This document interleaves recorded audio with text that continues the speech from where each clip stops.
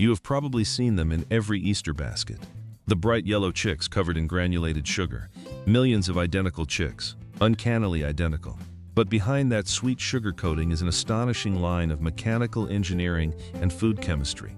And here is the interesting part. These chicks were invented by an immigrant worker, taking a grueling 27 hours for a small batch, once a sought-after luxury item, and finally rising mightily thanks to a genius design.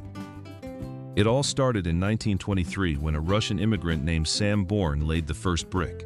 He founded the Just Born Candy Company in New York. Later, the business moved to Bethlehem, Pennsylvania. This is a land of industry and perseverance. Let's fast forward to the milestone of 1953. A historic takeover took place. Just Born decided to acquire the Rada Candy Company. Do you know what their true goal was? It was absolutely not these chewy chicks.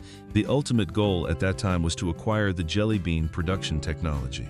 But destiny always has unexpected turns. During a tour of Rada's old production facility, the executives stepped into a back room.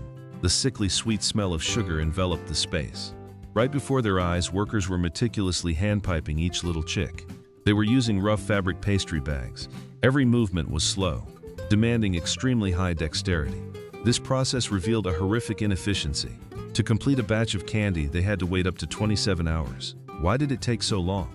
Because the marshmallow mixture of that era required a long period to dry naturally. Its productivity turned Peeps into a luxury item. Only affluent families could afford them. But a great turning point emerged in 1954. Bob Bourne, the founder's son, stood up to change the game.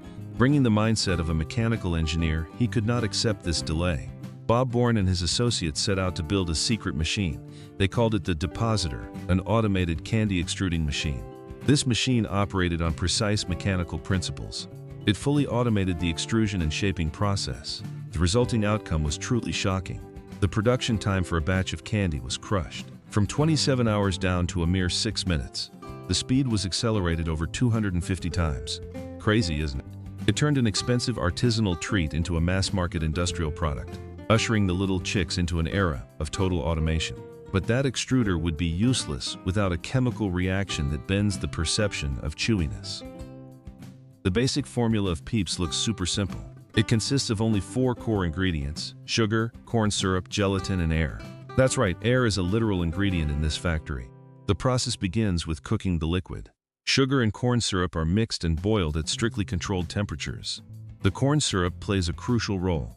It prevents the sugar from recrystallizing into hard blocks. This mixture creates a thick, highly viscous syrup solution. Next is the aeration stage. The hot syrup solution is pushed into a high-pressure mixing machine. Here, air is continuously pumped into the liquid structure. The whipping process occurs at a dizzying speed. The liquid's density drops sharply. It transforms into a smooth, fluffy foam mass light as a cloud. However, how does the foam mass hold its shape after extrusion? The answer lies in gelatin.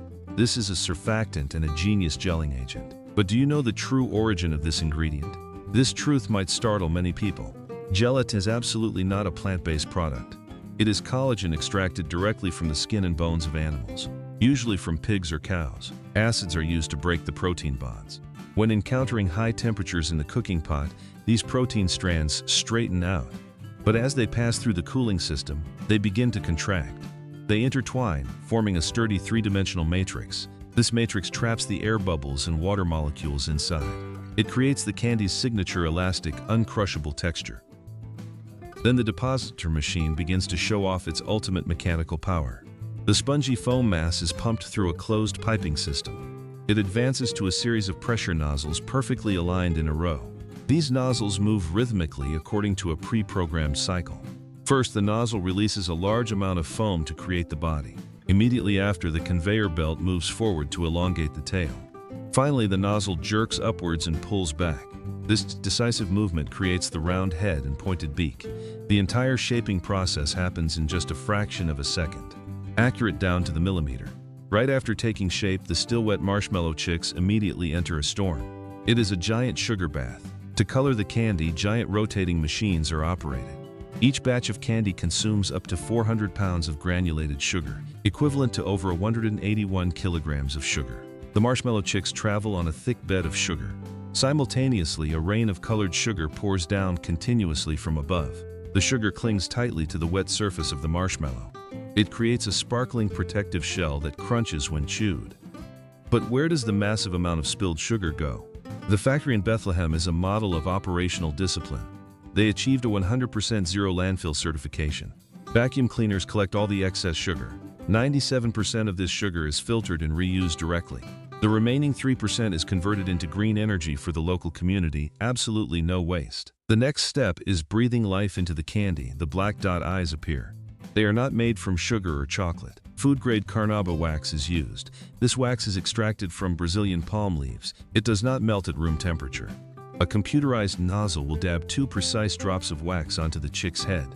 At the end of the line is a ruthless digital quality control system. High-speed cameras continuously shoot 60 frames per second, accompanied by a 3-dimensional laser system scanning across each row of candy. A chick with misaligned eyes, a dented tail? The laser will detect it instantly. These defectives are blown off the conveyor belt by compressed air nozzles without mercy. They are shoved straight into a melting vat to be recycled. Perfection demands that every copy be absolutely identical, and to feed this perfect matrix, the numbers behind it truly transcend all logical boundaries. After passing the grueling laser inspection, the candies embark on their longest journey. They travel on a giant cooled conveyor system. Can you believe it? Its length reaches over 300 feet. This length is greater than a standard American football field. Why waste such a massive amount of space just for cooling? This is a mandatory scientific calculation. The marshmallow mass retains heat inside for a long time due to its insulating air bubble structure. If packaged while the candy is still warm, disaster will strike. The radiating heat causes moisture condensation inside the plastic packaging. The candy mass would become mushy and stick tightly to the wrapper.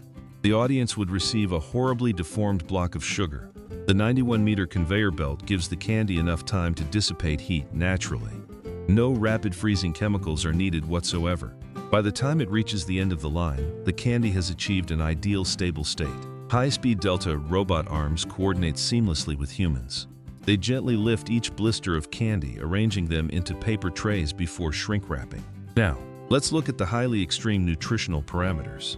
Each tiny Peeps chick weighs a mere 9 grams. It feels weightless in the palm of your hand. But within those 9 grams, there are up to 6 grams of pure sugar.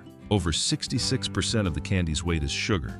A sweet energy bomb. The consumption scale of the US market reaches a truly insane level. The factory operates continuously 24 hours a day, 5 days a week. The daily output hits a record 5.5 million candies. Total annual production touches the 2 billion Peeps mark, 2 billion candies. If you place them end to end, it would be enough to wrap around the entire Earth twice. On average, every American consumes about 6 Peeps candies a year. Over more than half a century, the appearance of these chicks has noticeably evolved. If you look at archival photos from 1953, you will see a strange detail. The original chicks actually had small wings on both sides. However, in 1955, engineers decided to perform a mechanical surgery. They completely amputated these wings on the blueprints. Why do that to an icon? To optimize the industrial extrusion process, the wings caused the fluid flow to become turbulent at the nozzle. Removing the wings helped the candy have a smoother design. The molding speed increased significantly. It was an artistic sacrifice in exchange for maximum economic efficiency. Since then, the chick and the bunny became the 2 most classic shapes. The cultural explosion of Peeps is also fueled by a color matrix. Initially, there was only yellow. Today, the ecosystem has expanded to up to 19 vibrant colors. Not stopping there, chemists launched about 60 exotic flavors. You can find sour watermelon flavor, or even the legendary Dr. Pepper soda flavor. Transcending the boundaries of a snack, Peeps transformed into a true pop art icon. Youths film 100 candy eating challenges. Children put the candy in microwaves to witness them puff up and explode. And the pinnacle takes place every New Year's Eve in the Bethlehem area. Instead of dropping a crystal ball, the locals drop a giant fiberglass Peeps chick from a massive crane. A painstakingly hand-piped toy taking 27 hours has now turned into a cultural monument. It is a testament to the power of American industrial automation. It reminds us that even the simplest things carry within them a legacy of astoundingly profound intellect.